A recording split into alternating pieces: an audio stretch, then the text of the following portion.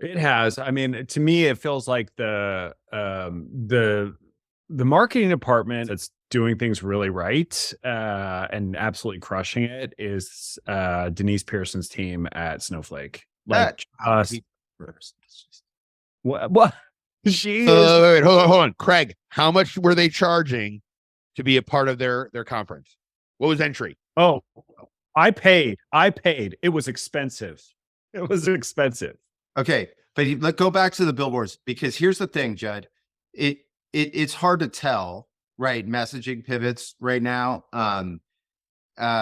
Because I'm actually just adjusting to how I consume messaging and information, etc. So you can get me with. So what I was going to say before Matt went first, purposely in order to preempt me, was it's definitely the Snowflake billboard, because, but that has not new. Okay, that has rolled all the way through.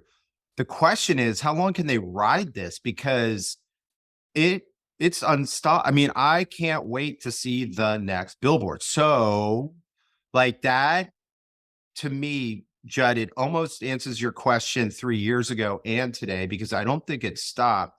But it's also partly because I'm not getting as much, maybe, Dreamforce is coming up, so I'll get a whole bunch of messaging changes and value prop changes. But like, I would have to agree with Matt. My question though for Matt, and then I'm going to ask, well, Judd, you may not, do you guys have the Snowflake billboards in Atlanta? Nope. Oh, bro. Oh, Yeah. bro. Oh, Yeah. man. Okay. These things, they're on 101. Okay. So, 101, you get out of the airport. It's about 4 billboards up from the airport, and they've been switching them. I don't know what frequency for years. And they're cute. They're funny, but they're impactful and make the point. It's wild. Like the agency there is just, I mean, Denise obviously is a genius, and we know she's one of the best CMOs of all time. But like, this is a like batting what, 900. Oh, So I mean, has there been a bad one? I mean, I it's just, unbelievable. And the thing is you ask how long it can go on. The reality is probably for forever. And I mean, there's no reason to change it. they can go forever. I mean, look at freaking Chick-fil-A. They've been rolling with those cows for what, the last 12 years, and Sure. they still play. Yeah. Yeah. Yeah. But I think they're, when you think about a data warehouse, and it's like, hey, we have basically infinite storage capability. Like, people are going to be putting stuff in their cloud data warehouse from now until eternity. And I think Snowflake has about 8,000 customers. So if you just said like, hey, we're going to swap this once per month, featuring a new customer, they've got 8,000 months worth. And I don't have 8,000 months worth of life left.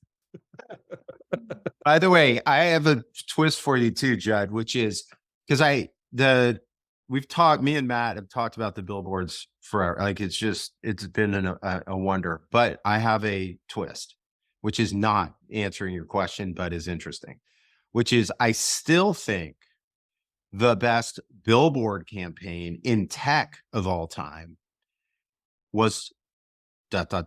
Oracle, which was when they went around every airport, major freeway in Techland, and had just really simple ads that said, I don't know if the numbers are right, so please don't quote me on it. 10 out of 10 of the top e-commerce providers use Oracle. Yeah. 100 of the top Fortune 100 use it. It was the simplest message. It was crazy because it was verticalized. Yeah. Right. So like, it wasn't just the Fortune 100. It was like, I'm sure they had one up by like in the Beltway on how many government companies. It was, so it's so memorable to me. I never forgot it. And there's so much to learn now for like doing B2B, which is like, account-based and ideal customer profile, highly targeted focus, verticalization. You want to be able to create a billboard that says, let's say if your top vertical is construction, 50 out of the top, 50 construction companies use, in my Yeah. case, maybe Dusty, Dusty Robotics. And but you know what I mean?